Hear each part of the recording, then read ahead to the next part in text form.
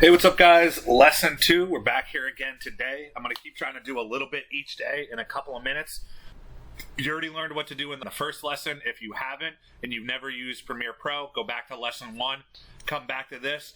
For everybody else, we're going to go ahead and open a project, or if you already have, or if you've already created one from the one you did last time, go ahead and open that up here. If you're Brit, if you want to create a new one, go ahead and do that.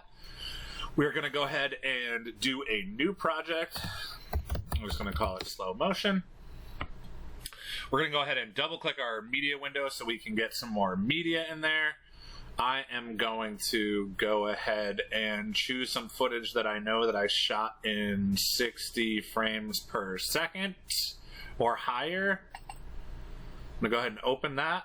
I'm going to left click where this blue outline is, and I'm going to drag this out just so I can see a little bit more, so I can see that frame rate. I'm going to drag this back in, right? So I see that I shot that in 240 frames per second, so I can get some really good slow-mo. I am going to go ahead and double click this so I can get the preview window of a piece that I want.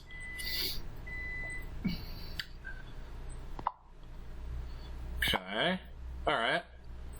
So we're just going to go ahead and mark in here. Choose whichever spot that you like where you want your clip to start. I'm going to end up removing that.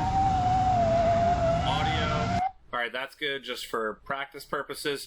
Left click drag by this purple video icon. Get it onto your timeline. Okay.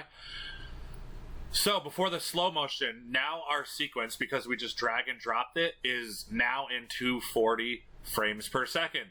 So as I showed you in the first video, and if you don't know how to do this skill set, you're going to go ahead and see it now, but it's highlighted in detail in the first lesson. We're going to go to sequence. Up at the top, fourth one over, sequence settings. We're going to change our time base from 239.76 frames per second, and we are going to go to 29.97. You can also go 30. The 29.97 is going to go into it a little bit smoother, so I choose that. We're going to go ahead and go OK.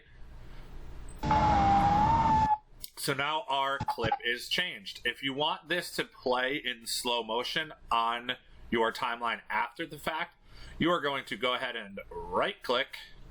Then you are going to go to modify, timecode, interpret footage up here, and then we are going to assume this rate is 30 frames per second to match the timeline. I'm not going to do that for this because I don't need to, but if you want it to be in slow motion and interpret it, and for the whole clip that you have to be slow, go ahead and do that now. So we want to create our first speed ramp. So I want it to go from fast, and then I want that to slow down, and then I want it to go ahead and speed back up. So just to not make this annoying, if you ever want to remove the audio from a clip, if you just try to remove the audio and delete it, it's going to disappear.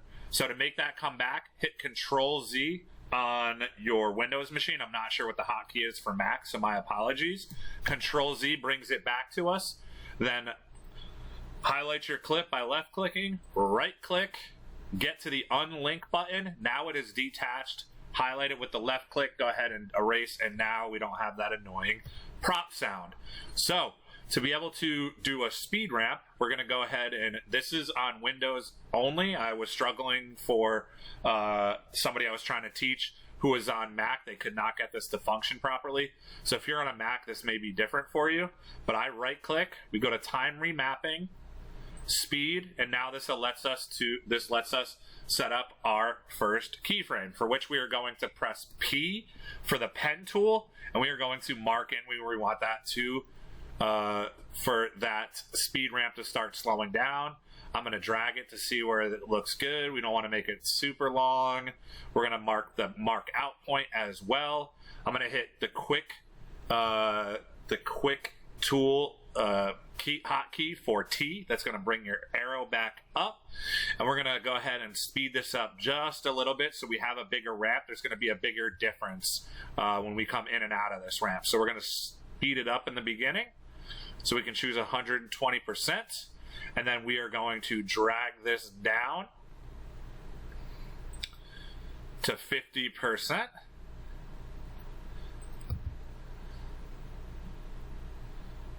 That looks pretty good. We can go even slower. Not getting any real choppiness for that. So as you can see, it's a little bit abrupt. It's a little bit fast. So when we go ahead and go here and we play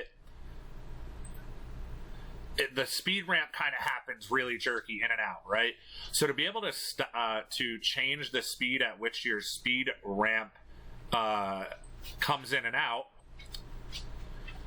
go ahead and take this icon, this drag bar here at the bottom, left click and hold, and make it so the clip is taking up this whole window. You're going to go ahead and left click, highlight this, and then you're going to left click and hold and start pulling this out. So as you can see, it starts ramping down a little bit slower, and then we're going to go ahead and do the same thing for our ramp out so that it's a little bit smoother. Oh, sorry. Forgot to turn it off. So go ahead and continue playing. As you can see, it's a little bit smoother. Maybe we're still not there yet. Do a little bit more playing around with the clips. Yep, so that's starting to look a little bit better.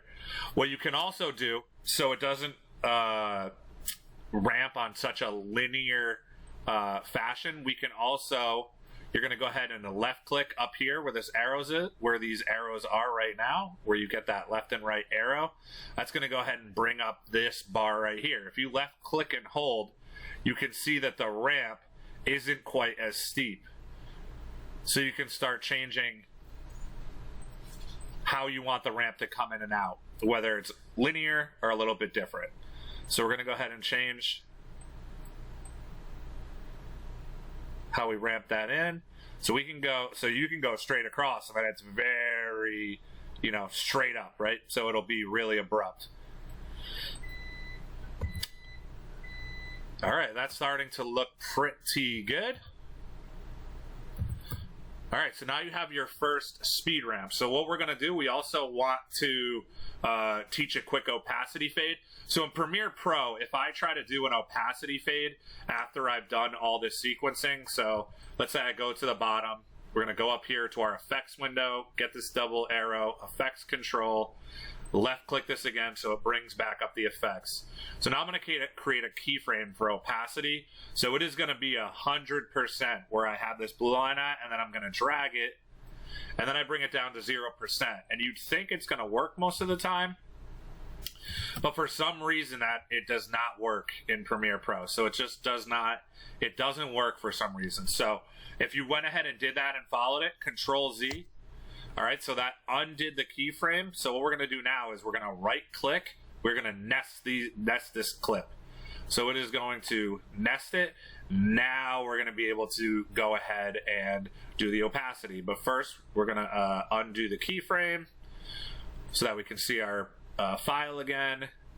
And then we're going to go back to the nested clip.